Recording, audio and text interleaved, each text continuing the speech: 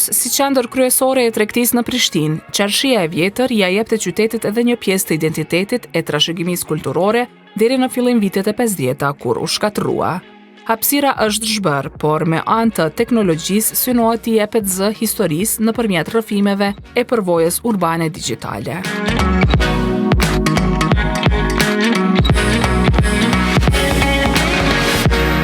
Në hapësirën që konsiderohet si zemra e asaj zone monumentale që s'është më, është përuruar lansimi i aplikacionit Be Here Then, që ka për qëllim rigjallërimin e kujtesës kolektive për Qarshinë e vjetër.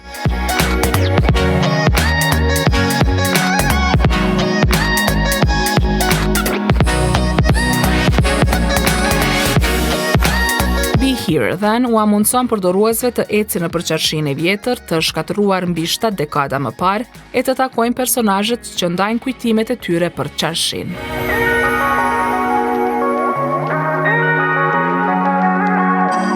Ylva Salstrand, zëvendës udhëheqëse e sektorit për zhvillim në ambasadën e Suedisë në Kosovë, ka thënë se vlerat kulturore mund të gjallërohen përmes artit.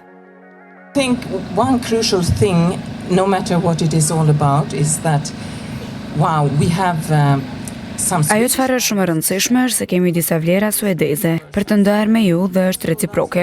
Ne mësojmë nga ju mësoni nga ne. Ajo çfarë do të shihni është projekti Tu pa tu bo dhe jemi munduar të tregojmë se si bashkëpunojnë aktorë të ndryshëm, të cilët mbase nuk kanë bashkëpunuar më parë. Duhet të dimë se ne duhet të bashkëpunojmë në mënyrë që të rigjallërojmë këto vlera tona, qofshin përmes muzikës, artit, në mënyrë që të shfaqim artin tonë. We can do that together. The more the merrier we work together, that can also bring an income to a country.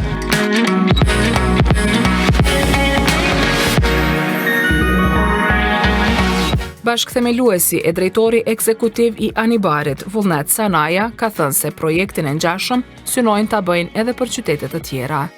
Jena shumë të lumtur më kon pjesë e këtij procesi, bashkërisht me partnerët tanë për hyrjen e habitatit. Jena të lumtur që kena privilegjin me punu në një projekt si ky që është për Qarshinë e vjetër të Prishtinës. Na po shpresojmë që të ardhmen me të njëjtin projekt me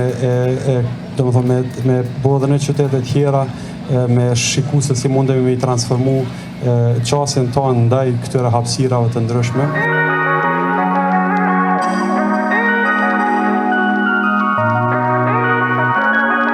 Menaxherja e projektit në UN Habitat, Zana Sokoli, ka thënë se mesazhi i aplikacionit është se duhet të vazhdojë të bartet historia. Sipas saj, e kaluara e ndërton të ardhmen.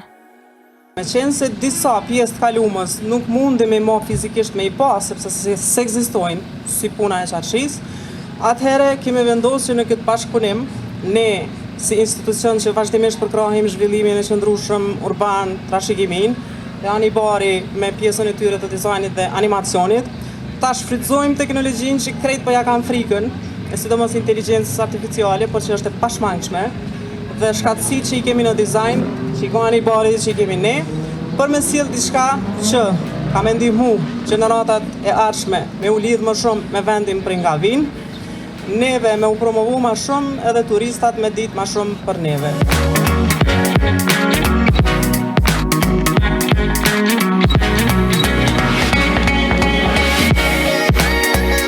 Pas luftës së dytë botërore, nën sloganin "Të shkatërrojmë të vjetrën, ta ndërtojmë të rinë", është shkatëruar një prej aseteve më të rëndësishme kulturore të Prishtinës.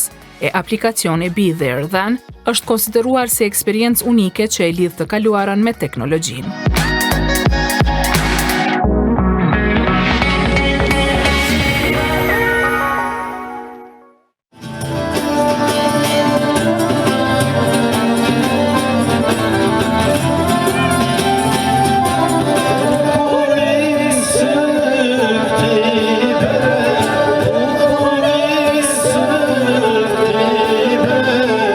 Edhe ushqimi e muzika që ka shoqëruar ngjarjen kanë qenë të bazuara në Qarshinë e vjetër.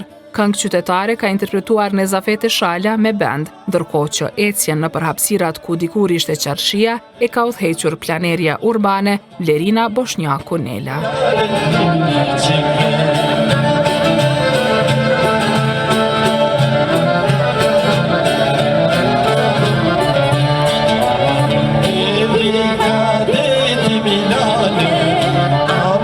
True,